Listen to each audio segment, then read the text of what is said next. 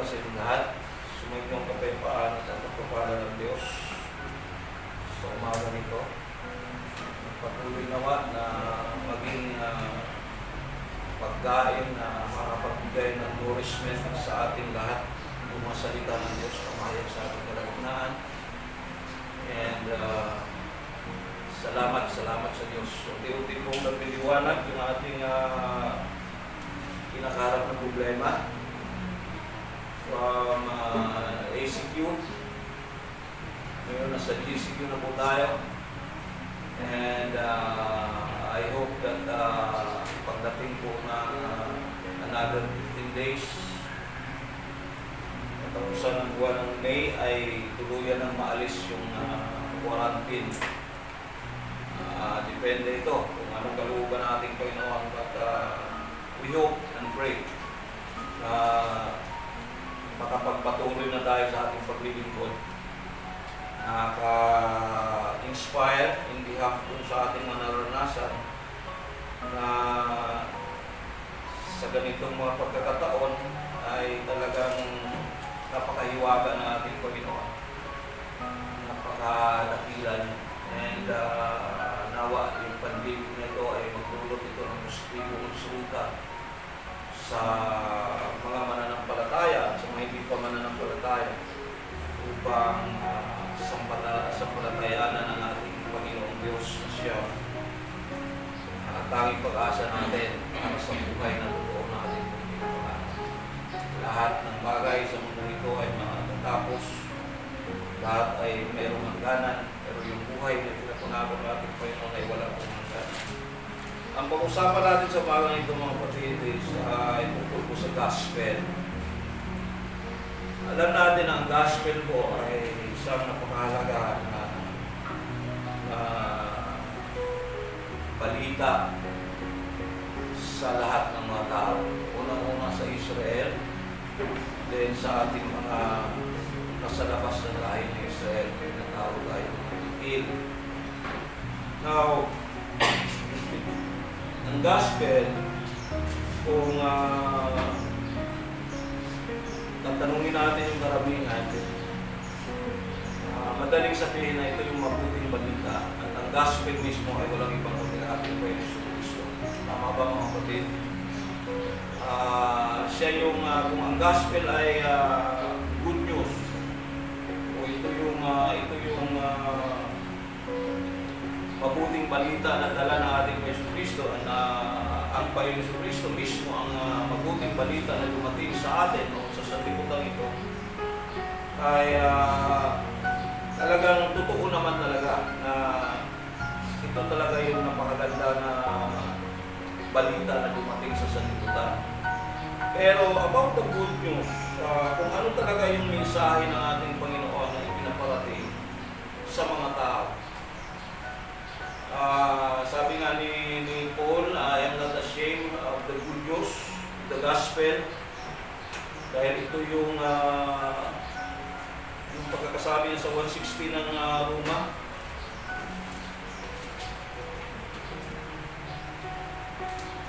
Sabi niya, for I am not ashamed of the gospel of Christ, for it is the power of God to salvation for everyone who believes, for the Jew first and also for the Greek, or to the Gentiles. At sa 15, sabi ng Romans chapter 15, ito yung gospel that Jesus Christ came and He was crucified and died on the cross and came to life again. Ito yung tatlong bahagda ng biyayang ito o ng mabuting balitang ito. Pero ano talaga yung, ang tanong dito, ano ba talaga yung gusto mong i-emphasize ng ating Panginoon tungkol sa gospel? O ano pa talaga yung dala-dalang mabuting balita niya o magandang balita? Pero ano talaga yung hatid? Bakit siya nabuhay? Bakit siya dumating? Bakit siya namatay sa cross? Bakit siya nabuhay muli? Ano talaga yung dala-dalang mabuting balita nito? Of course, unang mabuting balita, dumating siya. Then namatay siya, nabuhay siya magulit. For what?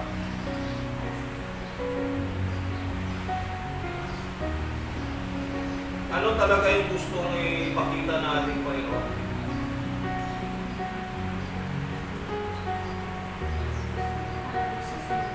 Kasi yun nga, pag madaling pag-usapan when it comes about the gospel, siyempre siya, Panginoon Kristo siya mismo yung mabuting balita. Ano yung ginawa niya? Nabuhay siya, namatay siya, nabuhay mabuting balita. Ano ang purpose? The main purpose why Jesus Christ came, died on the cross, and came to life again.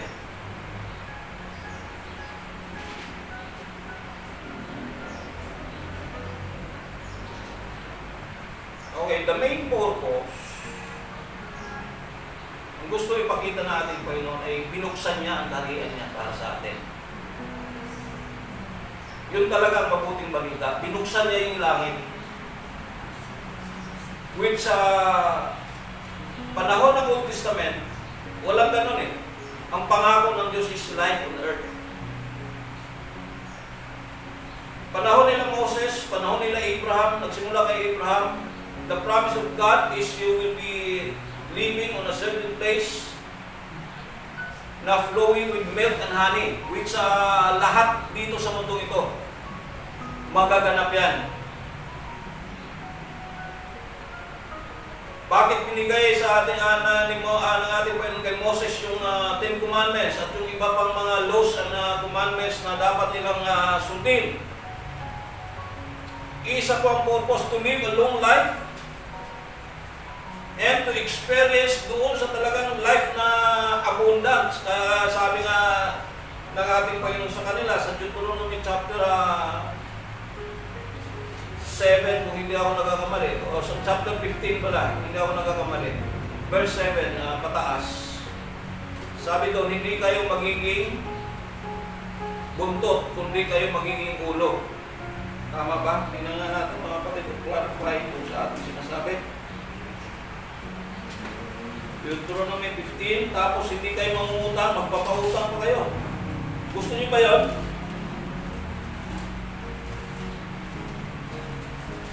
Gusto niyo ba mapalaya sa utang?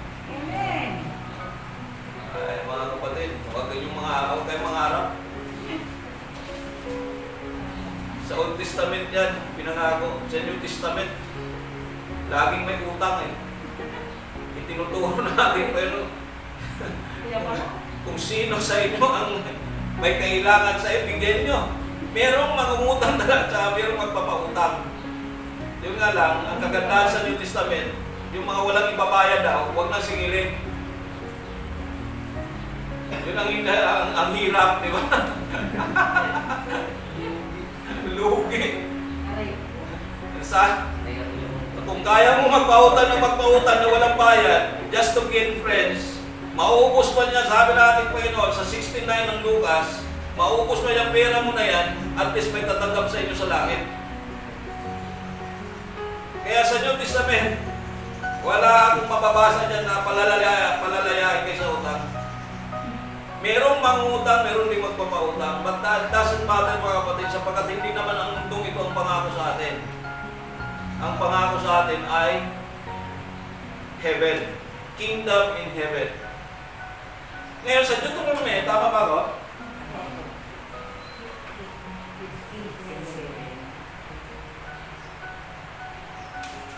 Sa verse 1 yata simula eh. Sige nga. Pakibasa lang. Sa batas nila dati, kapag nangungutang ka sa kanila dati, pagka nangungutang ka, kaya nga, pwedeng mawala talaga utang eh sa Old Testament. Kasi after 7 years, merong provisionary, after 7 years, pwedeng maalis mo yung utang mo, or after 50 years. Kaya tingnan nyo yung pakibasa yan. Introduction pa ito, dito yung ating topic. Pero mapunta tayo doon. Deuteronomy chapter 15, Verse 1. Ang bawat ikapitong taon ay gagawin ninyong taon na pagpapatawad sa may-ari sa maring utang sa inyo. Ganito ang inyong gagawin. 7 taon ha, 7 taon. Sige. Huwag ninyong sisingilin ang kababayan ninyong nagutang sa inyo.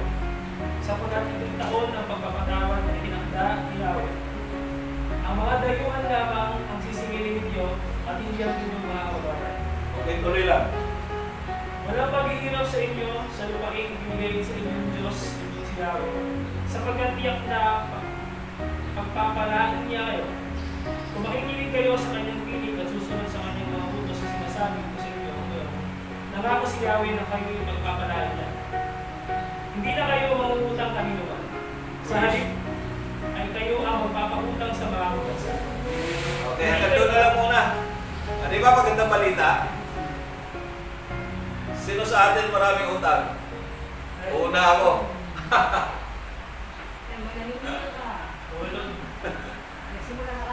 Pero alam niyo ba kung gaano kawais ang mga tao dati? Di ba may 7 years na probation? Pag inabot ng 7 years yung ano mo, yung utang mo, kasi may itinakda talaga eh. May ang nagtakda ang nagtakda ang Panginoon na pagdating ng 7 years na yan, lahat ng utang wala na. Oh. Alis na 'yon. Kalimutan mo na, wala ka ng utang. Pero ang problema diyan, pag nangutang ka na nasa ika-5 at ika-6 ng taon na, hindi ka na pautangin. Kasi pagdating ng 7,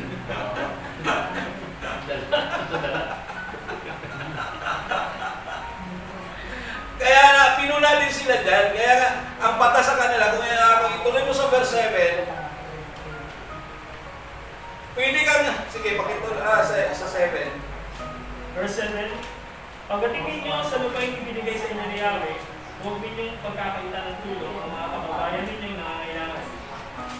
O, tingnan nyo yung salita ng Panginoon ha. Sabi niya, walang mangungutang sa inyo, walang maghihirap. Pero pagdating sa verse 7, meron talaga maghirap. Kasi sinong pautangin mo at sinong tutulungan mo kung walang maghirap? Naintindihan niyo mga kapatid? Hindi pwede walang maghirap eh. Bagamat sinabi niya na sa lupain na pupuntahan niyo, walang. Pero hindi ibig sabihin, pag sinabi yung lahat kayo, hindi ibig sabihin na talagang lahat. Kasi logic yun eh. Paano mo may papakita yung love mo sa iyong kapwa kung hindi na kailangan ng mga kapwa mo ang tulong mo? Kaya meron talagang mga kailangan at merong ma-dudul out ng pangangailangan mo. In reverence doon sa salita na ating Panginoon Diyos. So much so, pagdating dito sa atin, napakabalan natin mga kapatid sapagkat hindi lang lupa yung ating buhay. Kaya nga ito yung tinatawag na mabuting balita, good news. The heaven is open for us. Na hindi ko ang lupang ito ang ipinapangako, kundi yung kanyang kaharian. Kaya nga sabi natin pa Jesus Cristo, I am preparing a place for you in my Father's house. Ibig sabihin, in my Father's kingdom, I will be preparing a place for you para pagka na-prepare ko na kayo ng lugar, babalikan ko kayo para kung saan ako nandun din kayo. What a promise from God. Amen? Sa iisang Diyos na totoong nagmamahal sa atin at nagpapahalaga sa kanyang mga nilikha. Now, itong hindi nakukuha ng marami. Kasi pag sinabing gospel, gospel na. Ano ba talaga gospel? Jesus Christ. Siya yung dumating, nabuhay siya, namatay. Pero kung i-dig deeper mo yung talagang mensahe ng gospel, the real gospel is about the kingdom of God. Kaya kung mapapansin mo sa mga pangangaral na ating Kristo Kristo, right after na may papakilala niya kung sino talaga ang Diyos, kung paano sumunod sa Diyos,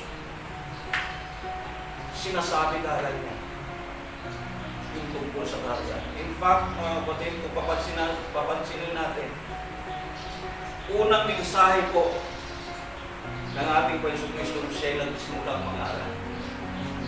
Unang mensahe, is talking about the kingdom. Yan ang una niyang, pagkatapos na napaptay siya, Pagkatapos na dinala siya ng Espiritu sa ilang for 40 days to be tempted by the devil. Then after na napagtagumpayan niya ito, nagsimula siyang mangaral. Chapter 4 ng Matthew verse 17. The message is clear. He's talking about the kingdom. Kaya karamihan ngayon, pagka tinanong mo, ano ba talaga ang mensahe? Ano ba talaga ang mabuting balita? Hindi masagot ang direktamente. Hindi nila naiintindihan talaga yung mensahe ng kung bakit dumating ang ating Panginoon Kristo. Yung iba, palalayain na kasi tayo sa mga problema. Ay, i-highlights ko yung 11, 28, 29 ng Matthew. Lahat ng mga pasanin nyo, ilakad nyo sa Panginoon Diyos, and God will give us rest. Pero alam nyo mga kapatid, habang nandito tayo sa mundo ito, wala pong rest. Ang pangakong kapahingahan ay darating pa lang. Darating pa lang yan. Kaya nga yung mensahe talaga ng pagdating natin kay Yesu Cristo, yung talagang mensahe is about His kingdom. Pakibasa nga yan, 4:17 na, Matthew. Matthew chapter 4, verse 17. Magmula noon, ay nangaral si Jesus.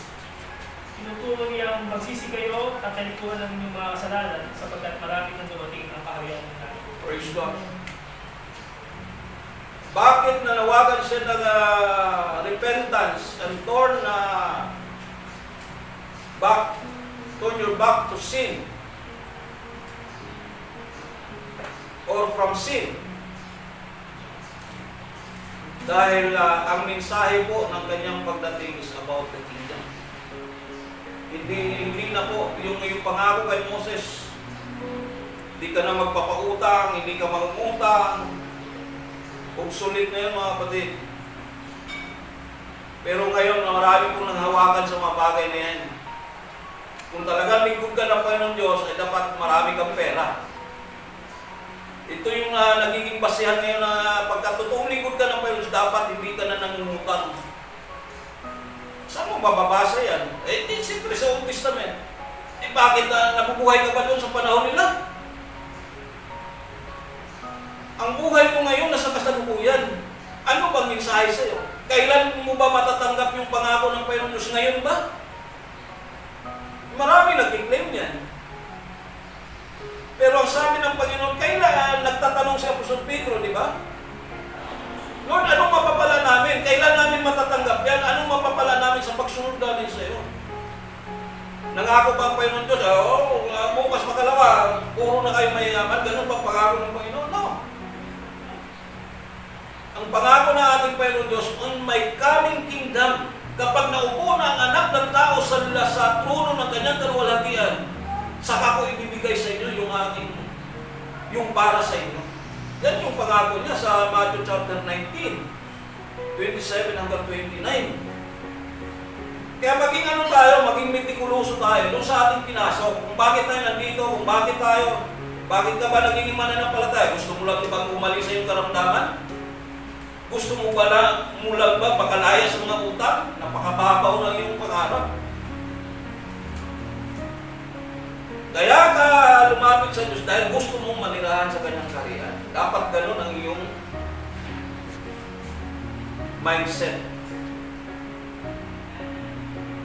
Ilagak mo ang iyong kaisipan sa mga bagay ng panlangit. Kaya kasi kung sa mundo lang na ito mga kapatid, kahit naman hindi ka lumapit sa Diyos, ayaw mong makampan yung mga bagay sa mundo ito. Tinda ka lang ng shabu. Diba? Pag nakaw ka ng bangko, pag hindi ka nahuli, yung nanakaw ko, pwede mong pakinabangan yun to satisfy your needs. Pero pagdating sa kaharian ng Diyos, ibang usapan yan. Walang makapagdala sa iyo sa kaharian ng Diyos, kundi ang mismong Diyos na naggumawa ng kaharian. At ang Diyos na nagbibigay sa iyo ng biyaya. Kaya, clarify po ni Apostol Pablo, na iniwala ako that God will bring me safe to His kingdom. 4:18 po na 2 Timothy. Yun yung assurance, yun yung talagang pinangawakan ni Paul. na dapat matutunan natin sa ating panahon ngayon. Sapagkat we are facing so many trials in this world. Pagkatapos ng pandemic na ito, ano naman kaya ang susunod? Hirap na nga tayo. Nagkaroon ng pandemic, dumating ang bagyo. Ang daming nahihirapan. Mga kapatid, paano kung magkasunod-sunod? May lindol, may bagyo, may tsunami, merong kung ano-ano na, may gira pa. Ano na pupunta? Ano na gagawin natin? Diba? Kung hindi natin sanayin yung ating mga sarili, na hindi tayo fit talaga dito, hindi ito yung bayan natin eh. Kaya ang laging sinasabi ng Bible, hindi ito yung pirmihan nating tahanan, wala sa mundong ito. And we are looking for one that is to come. Kaya kailangan natin magpursige, kailangan natin alamin kung lahat ng anggulo ng pamumuhay na ito, how can we please God? Paano mag-justify lahat ng ating mga ginagawa, malimit ay gumagawa ng hindi tama, malimit na nasusunod yung ating flesh,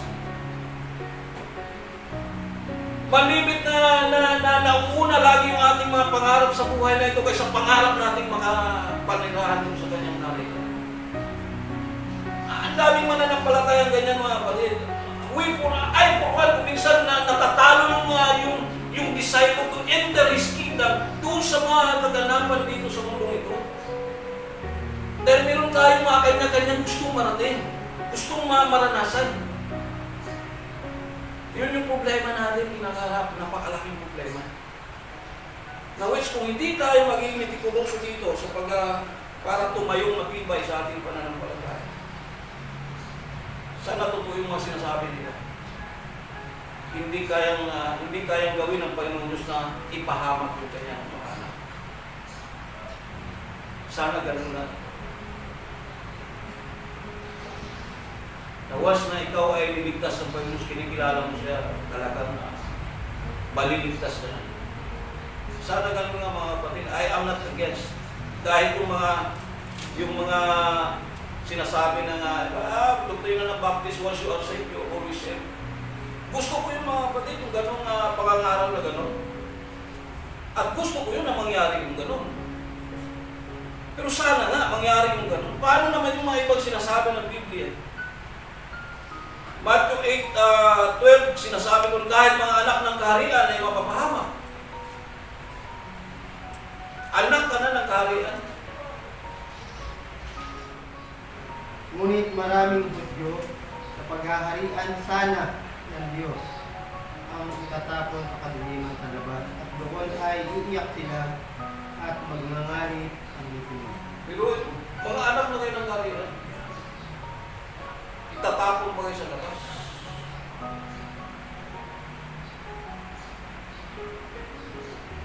Sana nga hindi mangyari itong mga ganito.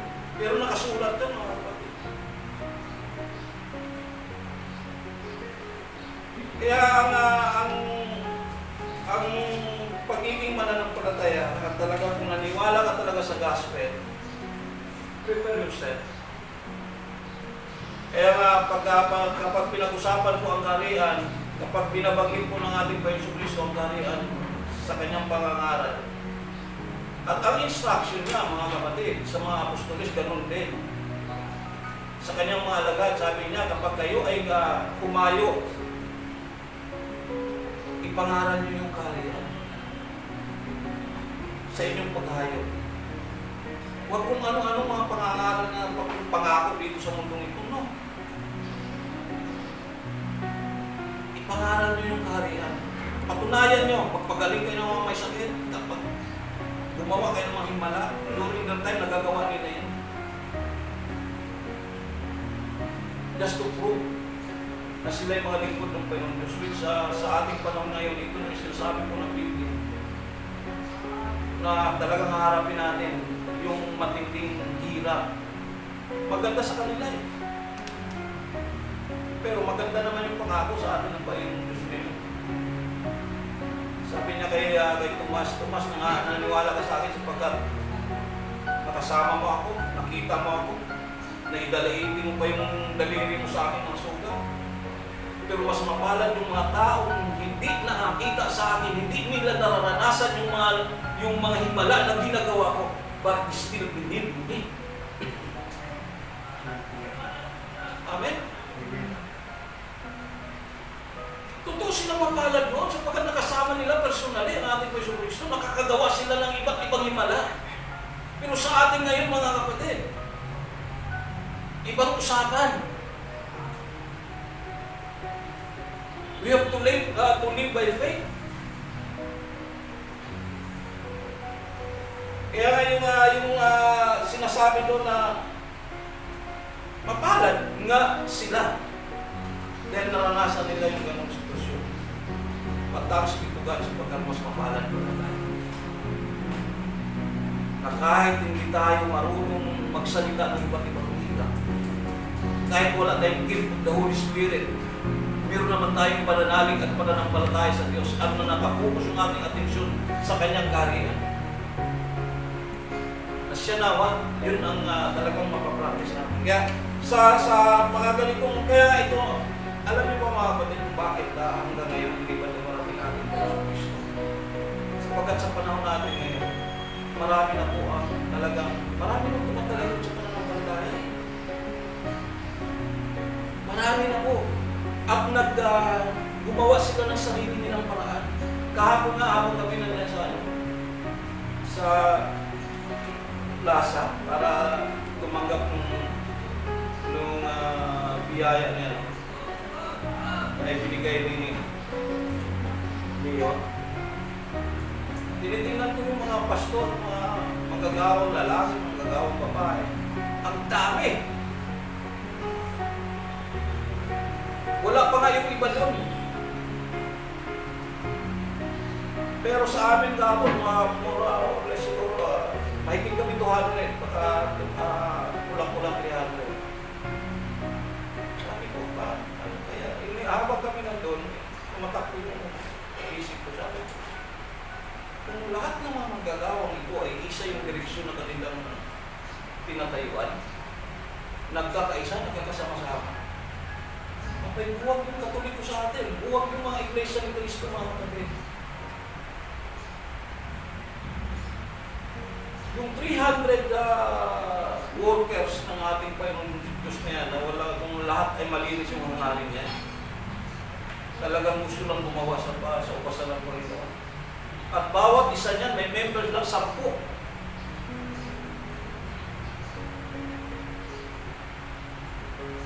Palagay na na, sige, 10. Kaya kasi, may mga 20, merong mga 30, may 50. I-average na lang natin ng 10. Kung 200 kayong manggagawa, sa Montalban lang mismo, kagaya kayo ng panahon ng mga apostoles na talagang nagkakaisa sila, iisa yung ipinapangaral nila, iisa lang talaga yung kanila gustong iparating sa mga tao. Mahalin nyo yung inaalok sa iyo ng Panginoon Diyos. Save yourselves from this corrupt generation. Itong mundo natin, itong kinalagyan, napaka-corrupt nito. Gustong ilipat tayo ng Panginoon Diyos sa isang kaharian. Yung talaga yung good news na dapat iparating sa mga tao. Ngayon, kung nagkakaisa lahat dyan, 200 kayo, at least may 10 members kayo. Ilang tao ang magkakatipon every Sunday?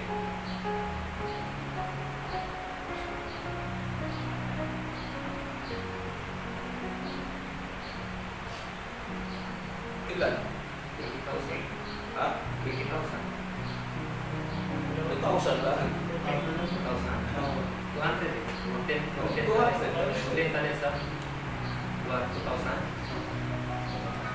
2,000 lang. Pero mo, sa bawang pagtitipon, 2,000 kayo, nag-gather together, fellowshipping.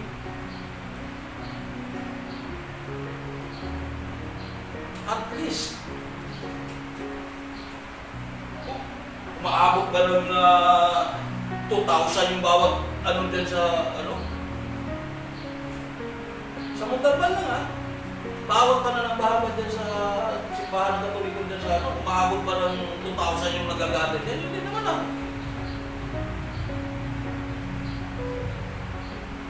Diba?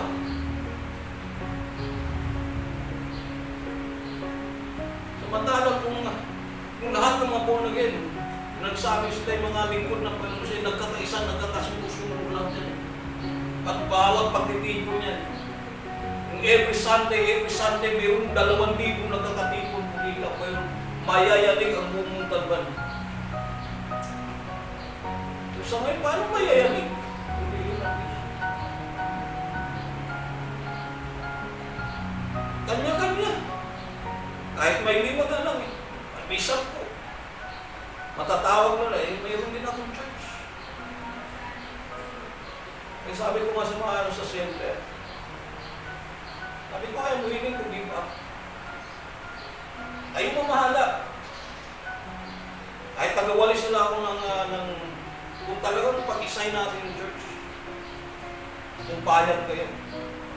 Pero magpupunban, bawat iglesia, mayroong mga choir members, mayroong mga music ministry yan. Pagka umawit ng sabay-sabay ang mga kapatid. I-imagine na natin, di ba? Tumugtog yan. Umawit ng sabay-sabay. Hindi kaya tayo, napakalaking factor yan para yung mga unbelievers sasama sa atin, di ba?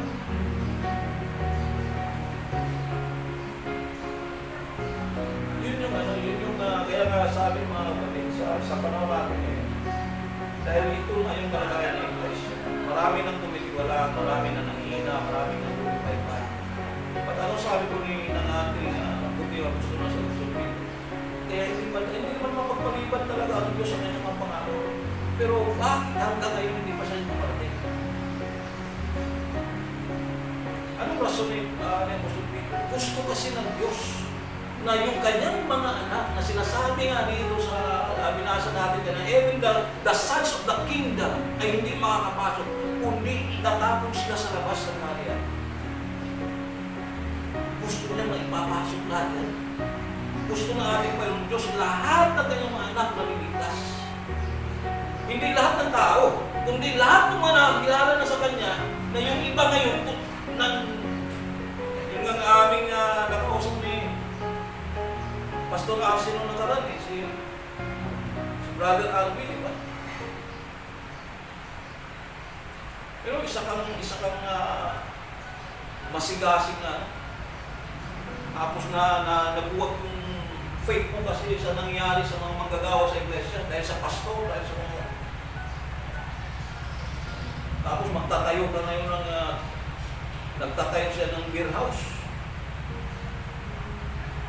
Wala na siyang takot pumatay. Sabi nga niya, pagka tinawagan ng ipupunto-punto, asan na yung takot? Samantalang sa patutuo, nagiging masigasig sila, ang ganda ng gawain nila sa tundo ng mga nakaraan. Yun yung mga nakakalungkot.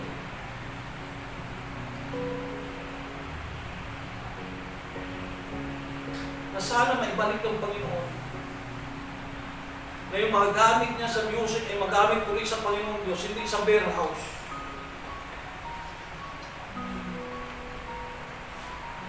Kasi gusto natin madala. Ngayon kung ganito ang sitwasyon natin, ganito kawatak-watak ang iglesia, paano tayo makakapag-condition ng mga tao para magpatuloy at lumapit sa Diyos? Kaya ang ano ngayon mga kapatid, ano ginawa ng Panginoon na matapos ito at makapag-focus tayo sa mga kasi iba yung mandate sa atin.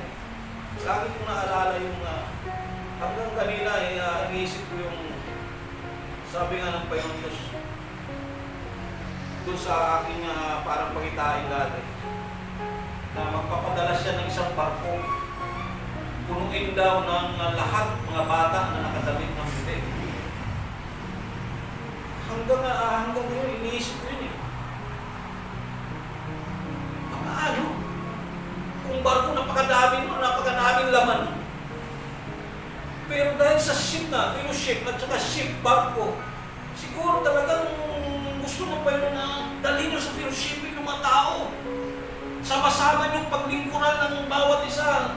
Hindi lang na kayo ay nasa isang, para kayong nasa isang barko na wala sa inyong pwedeng mag-iba na isang kayo eh. Isang grupo kayo, lahat sa inyo ay mga crew.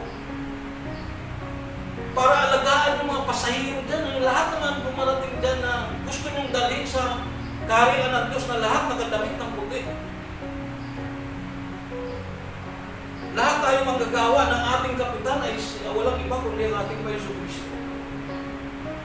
Na meron tayong iisang sinusundan. Baka yun talaga yung mensahe. Kaya nga ang paglilingkod sa Panginoon Diyos ay talagang dapat matutunan talaga ng bawat isa na hindi lang puro salita eh. Mas maganda nga, ang natutunan mo na lang, sumampalataya ka lang sa Panginoon Jesucristo. Yung mga basic naman, ipasa mo kung sa ano. Tapos, yung life mo magiging patutuo sa kanila. Diba? Once you preach the good news, pati yung buhay mo ay bukas sa kanila eh. Masasalamin nila yung mga sinasabi mo.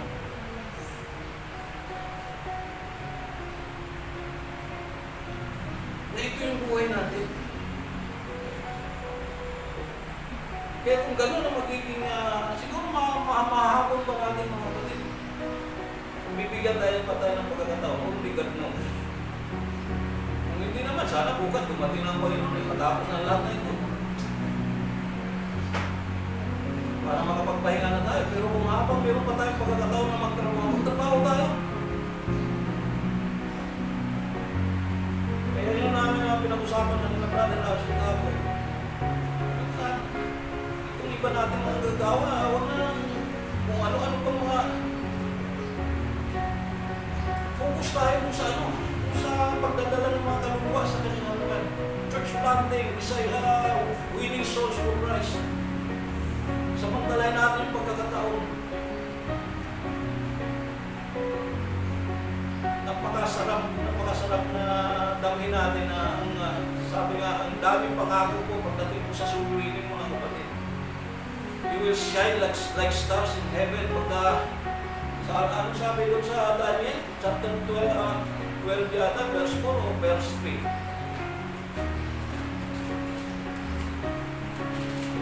Pagitin mo nga.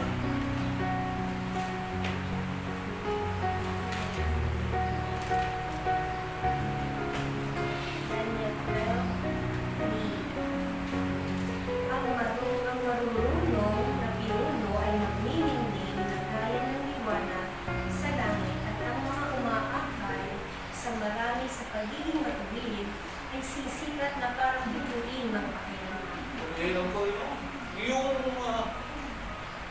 nagsisikap na mag-akay ng marami sa pagiging matuwid. Anong ibig sabihin yan? Dalhin mo sila sa ating Panginoong Hesus sapagkat ang Panginoong Hesus lang ang pwedeng magtuwid sa ating mga ginagawang mali. Amen? At kung naging masunurin yan sa ating Panginoong Diyos, purihin ang Panginoon, ikaw na nag-akay sa kanila. Ano magiging kalagayan mo? You will shine like stars in heaven.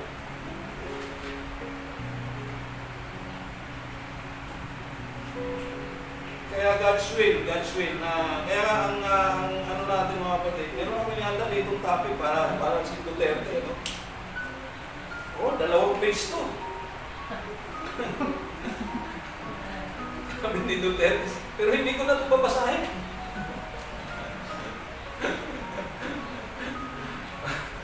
Parang minsan yung maging ano lang tayo, maging tapat lang tayo sa ating pinahawagan. Alam natin na totoo lahat yung mga sinasabi ng Diyos.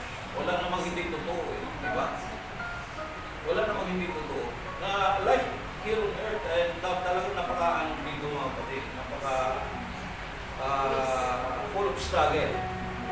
Pero huwag natin kalimutan na talagang kung ano man yung mga bagay na alam natin hindi tama, ano man yung mga bagay na alam natin mali, ay pag-aralan natin ito na huwag nang gawin. Huwag natin ipagpilitan yung, ito kang may kalayaan.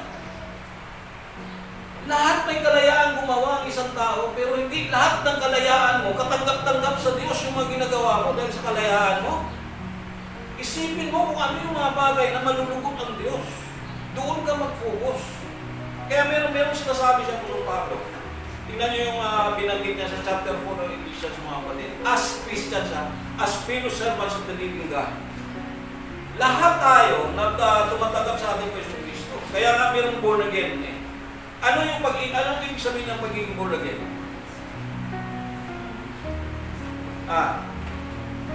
Sa simpleng sa simpleng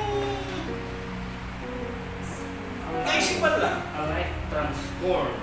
Diba? Kapag sinabing you must be born again, dapat ipanganak kang muli. Tama? Ipanganak ka. Kasi yung kapanganakan mo ngayon, hindi ito makakarating sa karya ng Diyos. Tama? Kailangan mo ipanganak muli. Kapag ikaw ipinanganak muli, ano ba yung proseso ng maging ng ating kapanganakan sa laman? Saan ka magsisimula? Saan ka magsisimula? Kapag inilabas ka ba, may ngipin ka na, may biguti ka na? Magsisimula ka sa infanthood. Amen. Pagiging infant, you have to learn all the things. Para sa pagtanda mo, pagiging adult mo, nakapreparado ka. Tama ba? Tuturuan ka. Kung ano yung hindi tama, kung ano yung... Kaya nga maging sa ating mga magulang ngayon, ano yung ating mga ginagawa sa ating mga anak? Tapos sabihin natin pag lumaki niya, bakit yung ating mga anak, ano naman yung aking ituturo sa kanila, hindi naman ako ng kulang. Pero bakit yung mga anak ko, iba yung mga kanilang ginagawa? Eh, mga karamihan ngayon ng nanay, hindi tuturuan magtrabaho yung kanilang mga anak habang sila'y maliit pa. Tama ba? Kahit maghugas ng pinggan, aakuin ng mga magulang.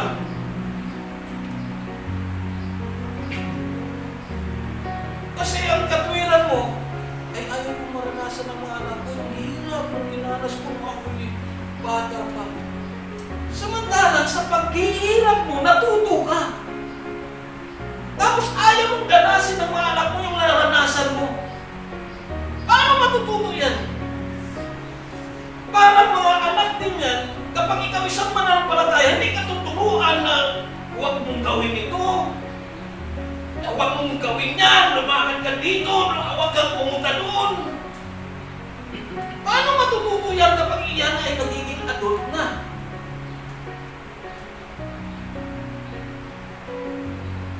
Kapag adult na yan, malaya na yan. Gumawa kung ano mang iisipin yan lahat.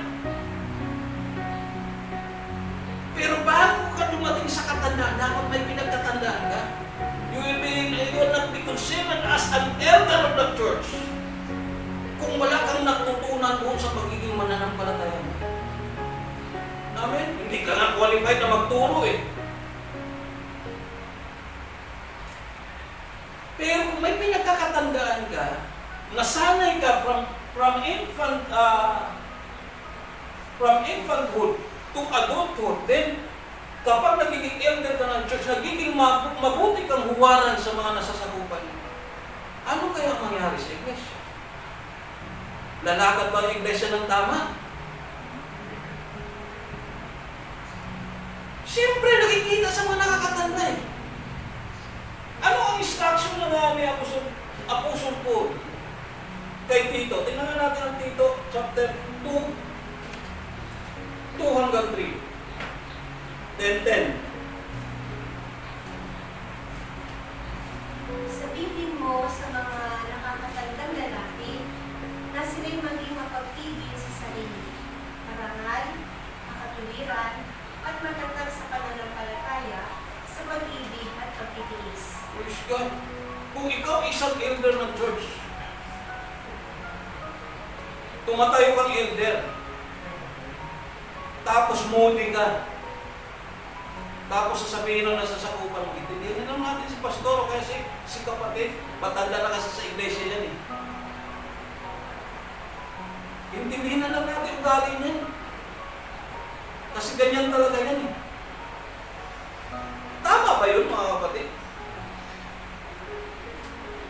Na sa isang nakakatanda, sabihin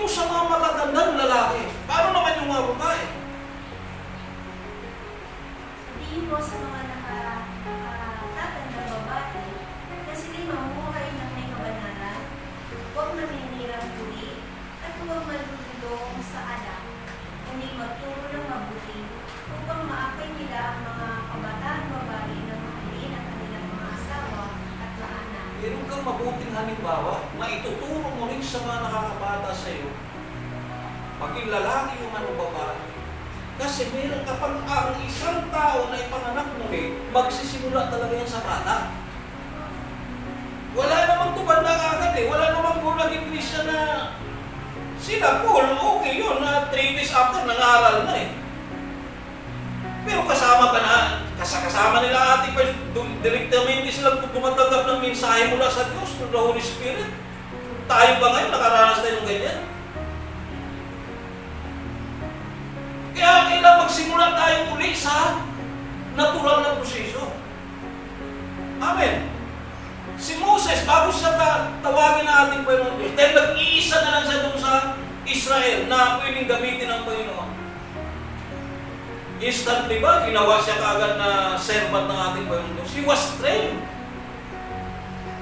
40 years sa Egypt, 40 years sa disyerto. Then at the age of 80 sa kasyat na sinugo ulit para palayain yung bayan ng Israel. He was trained to be a servant of God. Ganon din sa atin ngayon, mga kapatid. Ganon din sa atin ngayon. Walang kailangan talaga ma-properly trained ang lahat ng mga manggagawas o basa ng Panginoon para yung iglesia lalakad ng ayon sa katwiran at kabanalan ng Panginoon at nang marating natin yung gusto natin puntahan. Kapag ganun yung process, ganun yung talagang gustong iparating natin sa bawat isa, anong mangyayari pagdating sa verse 10? Pakibasa yung verse 10.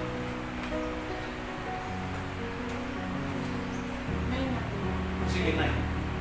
Turuan mo ang mga alipin na maging masunurin at malugod-lugod sa kanilang araw. Hindi nila dapat sagot-sagutin ang mga ito. Then, ni bitan man. Dapat silang maging tapat sa lahat ng pagkakataon upang maipakita nila sa lahat nilang ginagawa kagandahan ng katuruan ng Diyos na ating Panginoon. Praise God! Hindi mapupulaan yung iyong pagiging Kristiyano. Amen! Maging mabuti kang halimbawa, you will lead them by example. Saan patungo mo iglesia? Eh, dapat yung kalalaki. Kung ang ating tinutumbok na pinaka-focal point natin na gusto natin marating is heaven, then we can accomplish all these things. We can accomplish it with victorious away, with a victorious life, entering into heaven, sapagkat yun ang gusto natin mangyari. Sumusunod tayo sa tamang proseso. Kaya kung gusto mo talaga ng reward, gusto mo talagang kasi ang layunin talaga ng Bible, bakit may mga fellowshipping, bakit may mga pag-aaral, to train us to live a godly life, para magiging fit tayo para manirahan sa kanyang karya.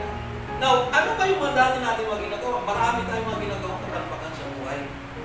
Amen? From time to time, nagkakamali tayo. May mga kanya-kanya tayong mga kahinaan na dapat nating i-overcome. Yung kahinaan ko, maaaring hindi mo kahinaan, pero maaaring yung kahinaan mo, hindi ko rin kahinaan. Yung kalakasan mo, maaaring kahinaan mo, at yung kalakasan ko, magiging kahinaan nyo. Kaya bawal dito tuturuan at magsisihan. Kaya nga tinuruan tayo, huwag tayo mag-judge sa ating mga kapwa habang hindi pa dumarating yung tamang panahon. Hayaan natin sa Diyos lang, kumilos tayo in synchronize doon sa gustong mangyari ng ating Panginoon sa ating mga buhay. Sapagkat tapat ang Diyos na gusto niyang i-lead tayo, gusto niya talaga tayong dalhin sa kanyang arian, mga kapatid. Yun talaga ang purpose ng ating Panginoon. Gusto niya na lahat ng kanyang mga tinawag makakapasok doon sa kanyang inihanggang kaharian. Sino manirahan niya?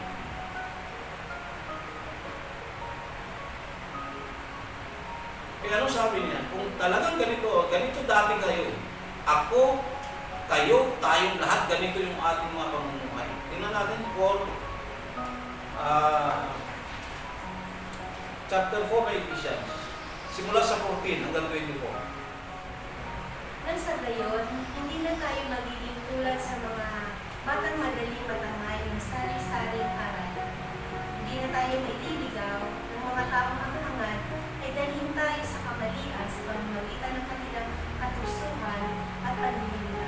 Ito pa ang isang kalaban natin ngayon mga kapatid. Kasi may mga aral ngayon, katulad lang ng sasabihin ng karamihan na, sumampalataya ka lang, ligtas ka na eh.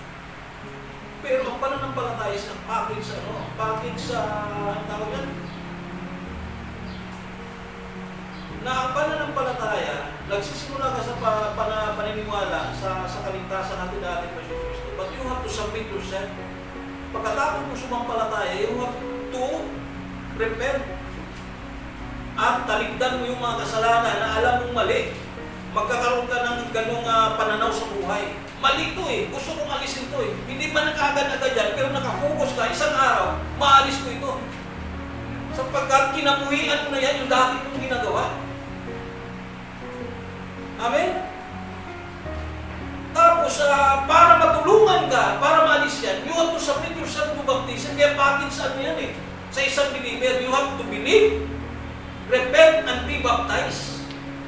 Sapagkat nabautismuhan ka, lilinisin ka, titingnan ka ng Panginoon Diyos ngayon na malinis, hindi na marumi, at tutulungan ka ng kanyang Holy Spirit, which was promised, na kapag ikaw malinis siya, karapat-dapat ka lang titirhan ng kanyang Holy Spirit, may kasama ka na sa iyong pagbabago. Hindi lang yan na, sumampalataya lang, maligtas na. Package yan. Tapos sasabihin mo, wala namang maliligtas sa baptism. Mga kapatid, kasama nga yan sa salvation. Hindi mo pwedeng alisin yung isa niyan. Hindi mo pwedeng alisin yung isa niyan. Gawin mo yan. Kaya lagi natin ini-insist dito, kapag ikaw ay gusto mong takasan ang masamang lahing ito, tanggapin mo, paniwalaan mo ang ating Panginoon Kristo na walang ibang makakatulong sa iyo kundi siya lang, then try to reform yourself through repentance. Yung pangarap mo talagang mabago yung pagkatao mo sa harapan ng Diyos. At wala namang pagbabago kung hindi ka tutulungan dito talaga ng Panginoon. At magaganap lang na iba. Papasok sa iyo ang ating Panginoon through His Holy Spirit. Kung ikaw ay malinis, paano ka maging malinis? You have to be washed. Kaya ito yung sabi ni Apostol Pedro 3:21. The baptism that you receive now can save you. Yan ang magliligtas sa inyo. Tingnan natin, tama ba yung pagkakaano? 3:21 ang unang Pedro. Tapos sabihin mo, hindi naman kaligtasan ng baptism. Sinasabi, sino mas marunong sa atin? Si Pedro o tayo?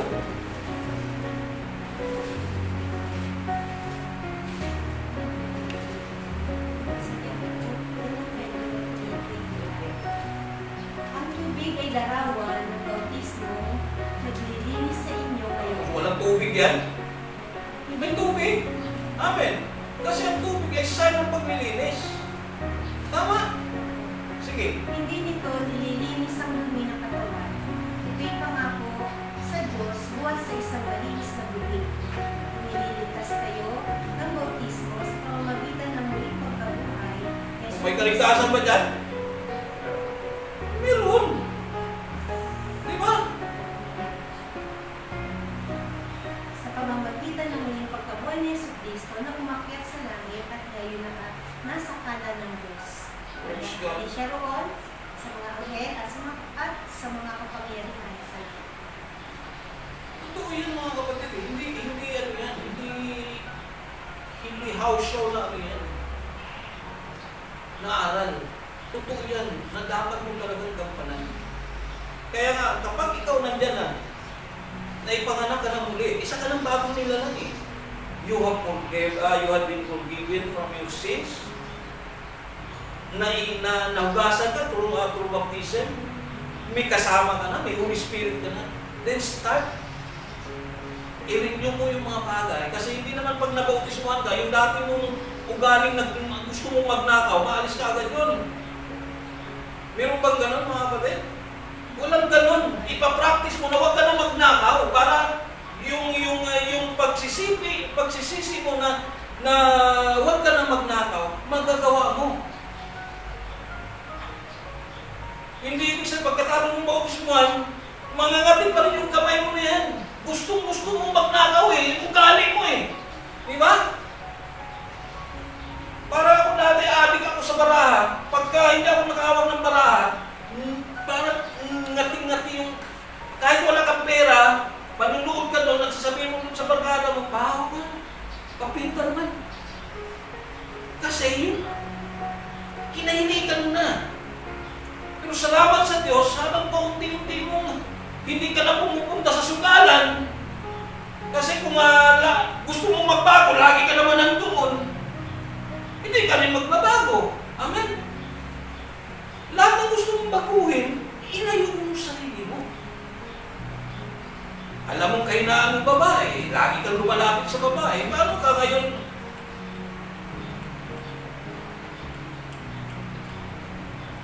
Kaya kung alam mo kung kahinaan mo,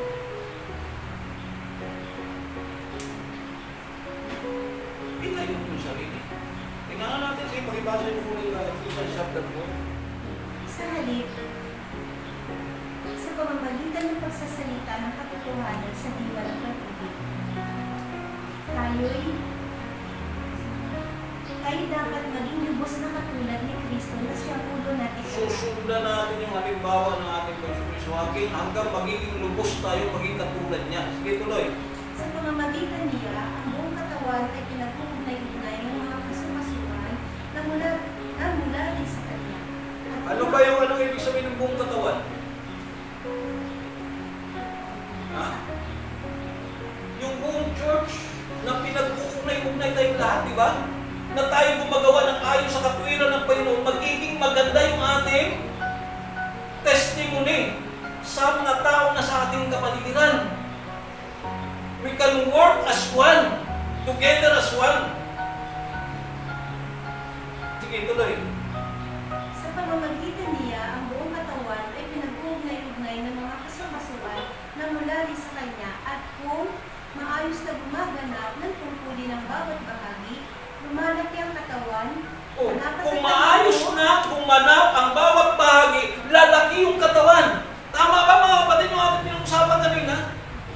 Kapag nagiging maganda yung halimbawa na pinapakita sa maraming sasama sa atin. Kasi maraming mga taong nasa kadiliman na gusto nilang makakita ng liwanag sa pamagitan ng ating pamumuhay as a part of the body, the church. The church. At Sige. pinapatatag nito ang sarili sa pamamagitan ng pag-ibig. 17. Sa pangalan ng Panginoon, binabalaan ko kayo, huwag na kayo mamuhay tulad ng mga hindi sumasampalataya. Oh, dati, na hindi tayo sumasampalataya, anong buhay natin? Katulad niyan. Sige. Walang kabuluhan ang kanilang iniisip at wala silang panginawa. Dahil sa kanilang kamangmangan at katigasan ng ulo, wala silang bahagi sa buhay na kaloob ng Diyos. 19. Sila'y naging alipin ng kahalayan at wala na silang nahihiyan. Wala na silang inaatupag kung ipawang kalaspuan. Hindi ganyan ang natutunan ninyo tungkol kay Kristo. Napakinggan na ninyo ang aral ni Jesus at natutunan na ninyo ang katotohanan na nasa Kanya. Iwan na ninyo ang dati Iiwan na ninyo yung dati yung pamumuhay. Tayo mismo yung nakakaalam ng sarili natin, mga kapatid. Amen? Tayo mismo ang nakakaalam kung ano yung ating mga kapalpakan, kung ano yung mga mali nating ginagawa, kung ano yung ating kinaugalian. Amen? Ngayon may isa tayong panuntunan, doon tayo sumunod sa ganong panuntunan na hinuhulma tayo ng Diyos para maging katulad niya. Ibawinan ninyo ang inyong dating pagkatao na nasisira dahil sa masasamang pagnanasa. Magbago na kayo ng diwa at pag-iisip. At ang dapat ninyong isuot ay ang bagong pagkatao na nilikhang kalarawan ng Diyos at nahahayag sa katuwiran at nahahayag sa matuwid at banal na pamumuhay ayon sa katotohanan. Praise God. Yung buhay, yun talaga yung buhay natin, mga kapatid. Kaya nga, kung talagang, kaya nga dapat maging malinaw sa atin eh, ano ba yung gusto mo kaya ka nandito? Ano ba yung talagang gusto mong marating? Gusto mo lang ba na gumanda yung pamumuhay mo sapagkat alam mo may Diyos na natutugon sa iyo?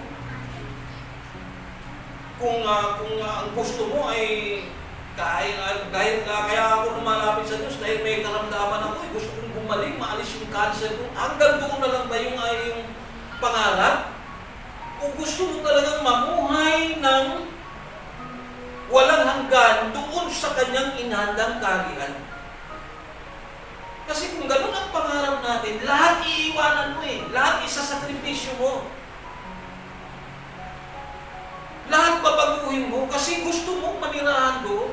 Pero kung hindi yun ang pangarap mo, mahihirapan ka. Kasi mangingibabaw lagi yung hilig ng iyong flesh. Hihilahin ka niyan, mabalik. Pero kung ang talagang pangarap mo, gusto mong marating yun, yung flesh na yan, babaliwalain mo yan para lang mapalitan ng mga gawain spiritual. Hanggang sa lubusan na tayo, magiging fully furnished na tayo Talagang hinugo ka na. Talagang kumpleto na. Fit ka na para manirahan sa kanyang karya. Any moment. Kaya nga doon na unti-unting maalis yung bago natin. Para pa tayo, pupunta man tayo ng ulo. Pero ngayon, papayag ka kaya? Pupunta ka ng ulo ngayon. Na alam mo na yung sarili mo hindi pa talaga ganun ka ang dami mo pang pangarap. Pero kapag na unti-unting na-divert mo yung attention ng mga kapatid, wala ka kahit sabihin pa sa'yo ng bukas ano ka na. Napapansin mo yung mga nasa dentro.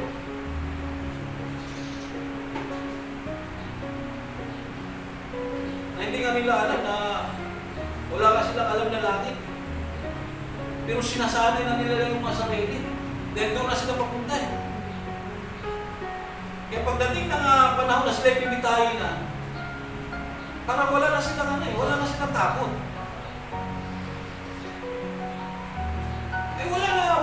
Wala silang mga mahihintay, wala silang pangako ng Panginoon.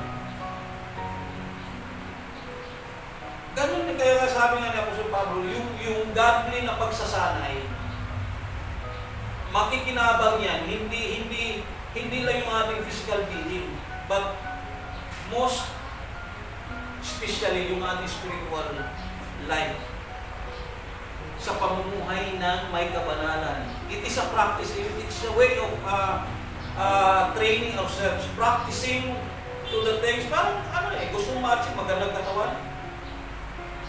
Lagi ka mag-exercise ng araw-araw. Huwag ka ng barbell, jogging ka. Kasi yun yung gusto mo ma-achieve. Ganon din sa pamumuhay spiritual.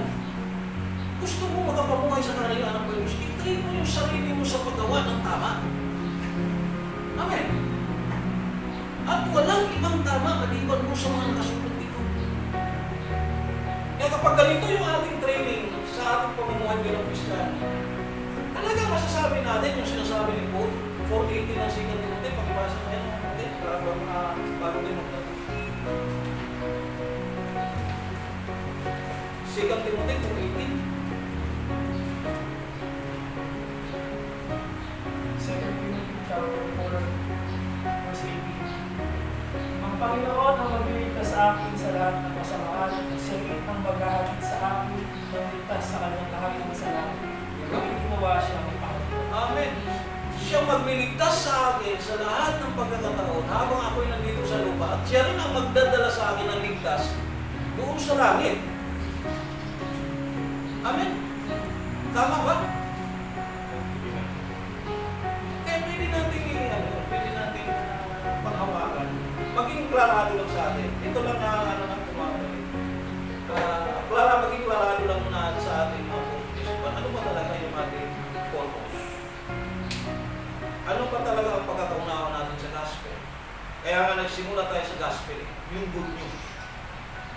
Now the real good news is, heaven is open for us. Kaya nga yung 1:10 ng Ephesians this is the plan of God.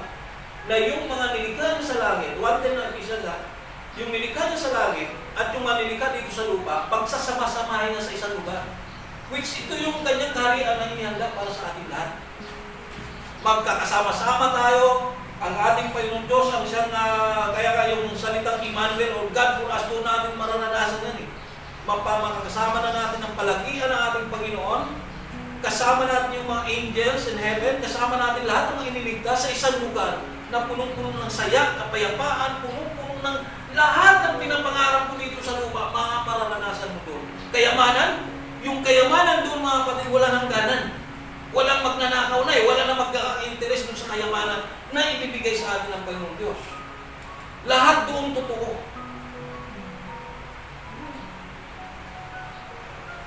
Naintindihan mo yan. Sikat tayo. Tulong-tulong tayo. Kaya tinawag tayo sa isang bali, sa isang fellowship. Kaya nga ang instruction doon sa Hebrews, huwag mong kaligtaan yung pagdala nyo sa mga pagtitipon. Sa English translation niya is fellowshipping. Sapagkat doon nyo madarama na kayo iisa na ang sinusundan nyo si Jesus Christ. Kaya ulitin ko mga kapatid kung sa habang kami nandun kahapon, sabi ko ito lang sana, itong mga tao ito, kung sama-sama itong naglilingkod sa Panginoon Diyos na talagang iisa yung mga hari. Merong mag-organize na, sige, samahin na natin ito, kalimutan na yung pangarap mo, sige, magdala na tayo ng kaluluwa sa harapan ng Panginoon Diyos. Ipakita din natin yung mabuting halimbawa natin na dapat natin. Wala nang pataasan na, saan ka mag-graduate? Saan ka ba nagtapos? Ano ba pinag-aralan mo? Wala nang tanungan lang yun, basta mamuhay tayo ng tama. Iisa yung sinusundan natin. May napakasaya siguro kung kayo mga. Amen? Kaya lupin ang Panginoon nyo sa ito yung i-focus natin yung ating prayer. Sana bigyan tayo. Yung pinususa, di ba Pastor Arsen? Nakita nyo yung isang mobile. Yung truck na nandun na yung stage. Nandun na yung mga instrumento. Tapos gagala tayo from apari to hulog. Uwiin ang Panginoon, no? Alam niyo yung pangarap ko yun, bago pala ako mananampantay. Hindi siguro matutupad talaga. Malay nga natin, gamitin si brother niya. Biglang tumama sa swimsuit niya. Biglang may tuhol si pastoral. Hindi naman nagtumatay ata. Baka pinagpapala ko sa negosyo niya, sa hani. Nakikita ko sa puso niya ang dami-daming mga hani meron pa siyang model na yung bata na. Uwi na pa mamahalin natin. Sa pagtitinda ng hani ni Pastor Arsen, nakabili siya ng ganun ka.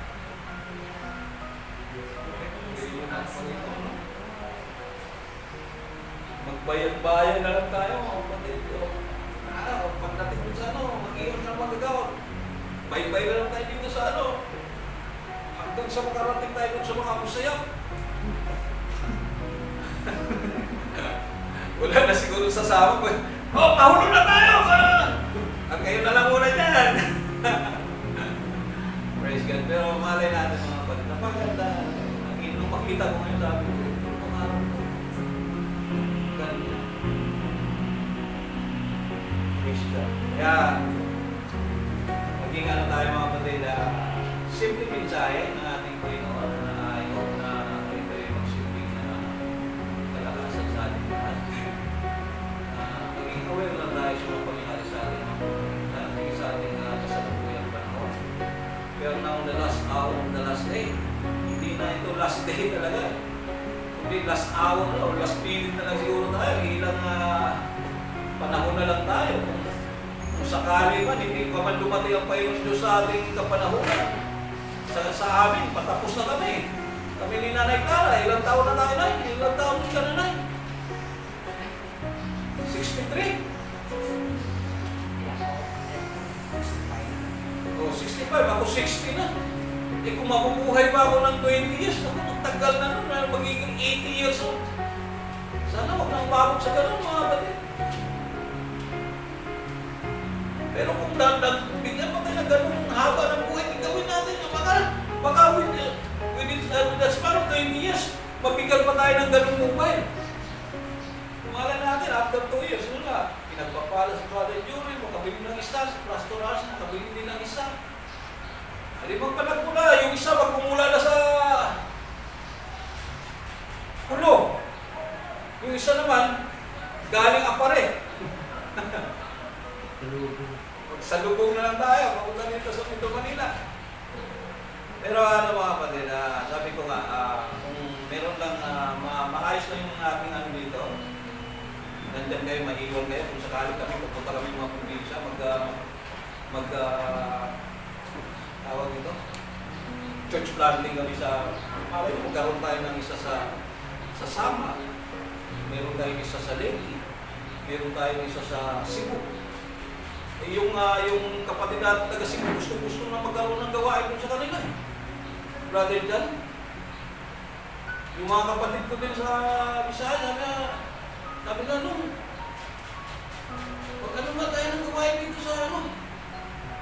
Eh ngayon sila parang nananabik. Dati, ayaw. Eh ngayon siguro, parang yung madamdamin nila. Sana magkaroon din dito sa ano, ng malay natin. Pero kapag hindi tayo nagkakaisang nagkakasinusunod, mahirapan tayo talaga. Hirap tayo sa ating paglilingkod kasi merong pabigat eh. Merong sabi nga may sumasagwan pasulong, meron naman sumasagwan pabalik. Wala talaga mapupuntahan yan. Pero kung lahat ng sagwan pasulong, lahat ng lakad natin makapano. Walang bumabalik. Magtatagumpay tayo. Marami pa tayong madadala sa harapan natin. Siya na wag